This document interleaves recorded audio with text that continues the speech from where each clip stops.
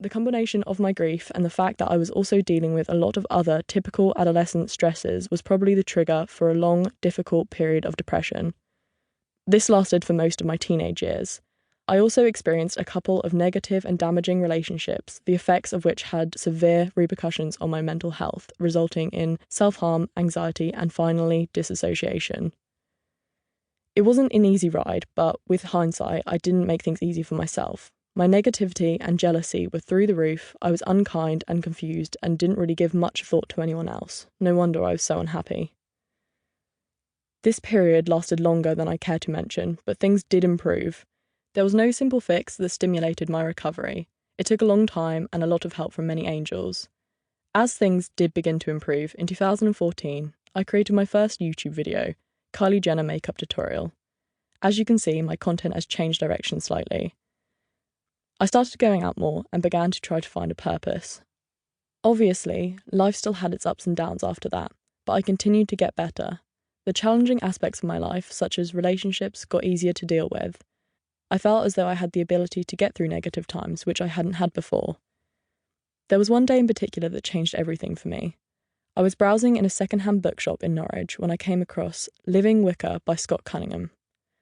I had heard of Wicca before but never looked into it, and was under the popular misconception that a Wiccan was some sort of good witch. I will be speaking about the difference between Wicca and witchcraft later on in the book. Scott would become my inspiration and guide for 80% of everything I've ever done in my Wicca journey. At this point, I hadn't really touched witchcraft for a few months, and it seemed like a distant part of me. I didn't purchase the book then, but the drawing on the cover caught my eye. It was a picture of a red-haired lady holding her hands in the air either side of a goddess symbol. I got home that day, lay on my bed, and typed the words into my phone, "What is Wicca?" Yes, as typical as it sounds, that moment marked another beginning for me. I began my Wicca journey trying to learn something new about the faith every day. Nothing seemed to get in the way at this point. Wicca made me ask myself, what makes you happy? What makes you unhappy? It changed the way I saw everything. I decided to clear out anything and anyone in my life that worked against my happiness or had destructive effect on my self-worth. I also decided to apologise and make good any harmful acts that I felt I had committed towards others.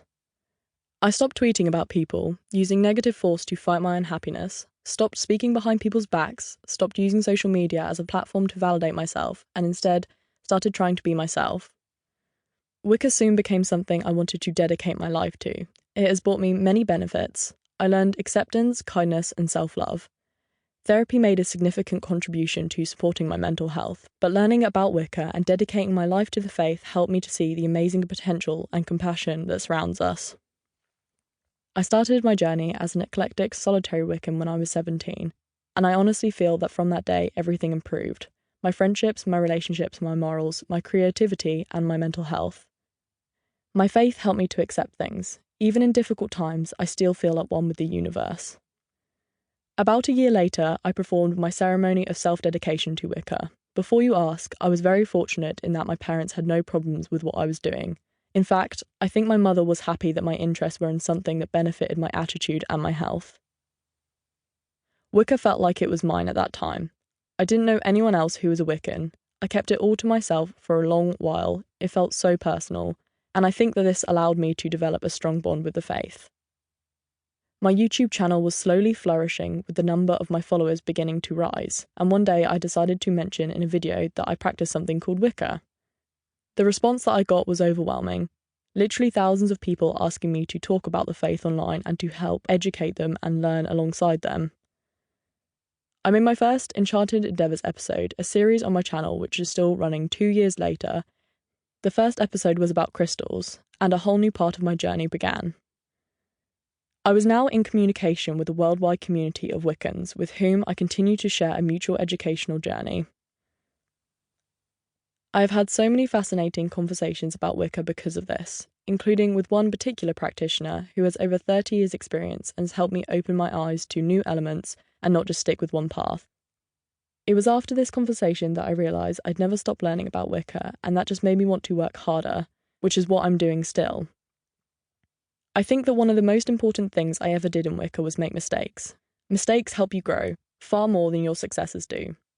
And here I am now, years later, a solitary green Wiccan who is definitely still...